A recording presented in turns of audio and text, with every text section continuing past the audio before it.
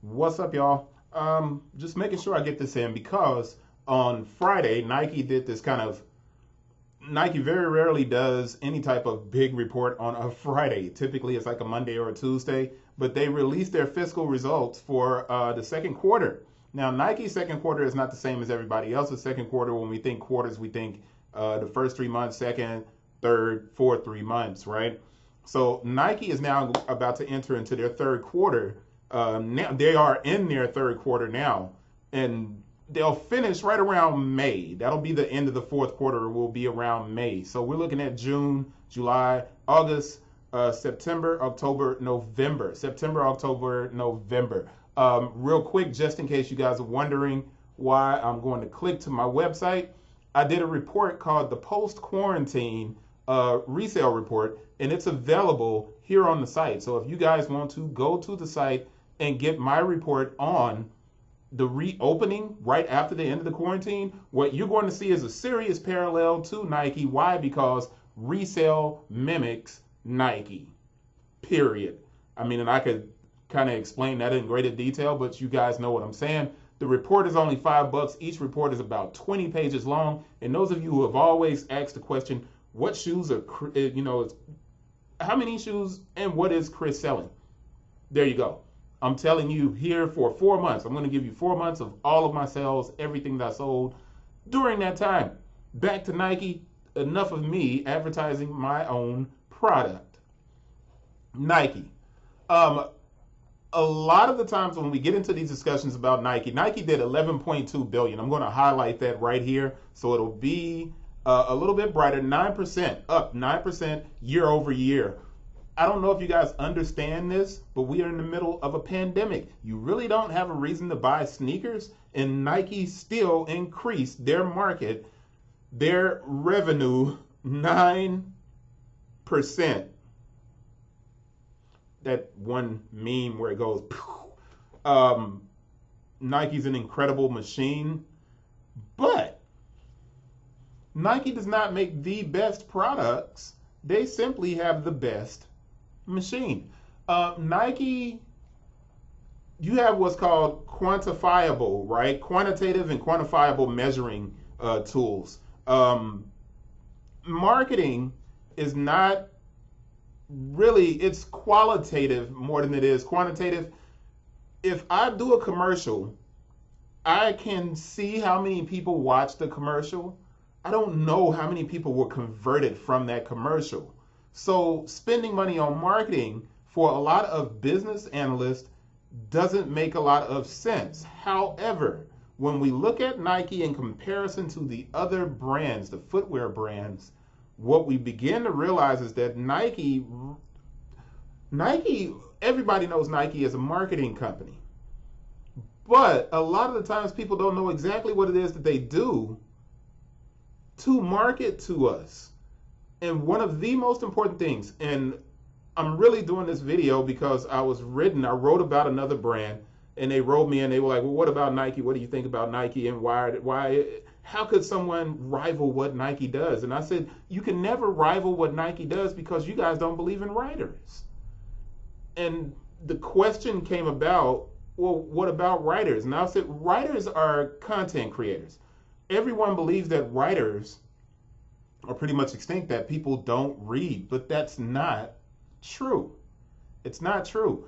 Nike does one of the best jobs you will ever see in creating content, not just video content, not just ads, not just sponsorships of sports teams, but Nike made a conscious decision about 5-6 years ago to regain their search traffic. Why is that important? All right, Complex, $200 million a year. Hypebeast, $60 million valuation. These are blogs. These blogs were built on the back of Nike. They were getting release information, sneaker news, all of these different blogs that you see.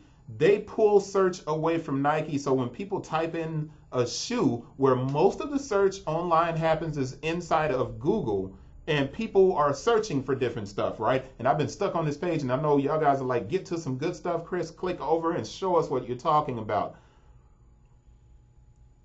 Go to your favorite sneaker website, Sneaker company, not sneaker blog, sneaker company, Reebok, and everybody else.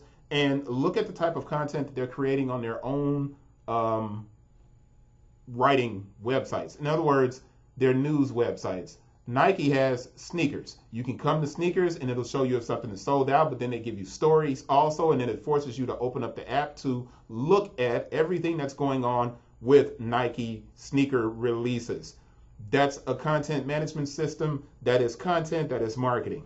Nike also has Nike News. So on Nike News, you can get information. And this is not just someone posting information about Nike. It's Nike controlling the narrative of their sneaker releases. All of the other sneaker websites now have to come to Nike because Nike's writing and delivering information that you can download and add to your website. In other words, if you run a sneaker site, you can come to Nike's site and take the pictures. Those pictures have meta tags that bounce back to Nike. All right, so when people do searches, the information is all Nike. Nike comes up higher, they rank higher in search, they get more website traffic. Nike also has air.jordan.com. 3 different delivery systems for content. Someone's asking me, are writers important? And I'm saying, well, if Nike thinks they're important, shouldn't you? Give that content to a writer, give those pictures to a writer, let them build it out, and you get this amazing content with all of these meta tags that improve search. So why is it important for us to improve search? Because Nike is the 3rd rank in their category, and they are at 142 million visits per month. Now, if you go all the way back here to June, they were at 97. And as you moved into the holidays, Nike took off like a rocket. You wonder why the company is at 11.2 million. They take care of their consumer by delivering them a constant stream of content, from writing to pictures to ads to video. Now I'm on their YouTube page, which they have 1.56 million subscribers. And here is the interesting thing about this is YouTube has ads, and this is a stream of revenue for Nike. Now, what they create probably costs tons more than what they're generating from YouTube, but 1 million subscribers is nothing to kind of blow off when you consider that they can earn ad revenue from YouTube. What we have to understand is Nike recognizes what it is. And even with all of the work that they're doing, and they're getting 43% of their traffic from direct traffic, people are going straight to the site, people are searching for it, Nike still, in search, is still paying for keywords to control the search. So of the organic traffic that they're getting from search, 30% of it is paid advertisement. People will continuously tell you that advertising doesn't matter, that content is not a big deal. If you want your company to succeed, I don't care how big you are, you have to provide content for the consumer. Nike's extremely powerful fiscal is evidence of this. And when you look at their search and you look at their website traffic, it's clear. Nike, we know, is a marketing machine. What you have to ask yourself is, why isn't your company a marketing machine? That's it. I will see you guys on the next one. Happy holidays if I don't get to do another one of these. Peace, y'all.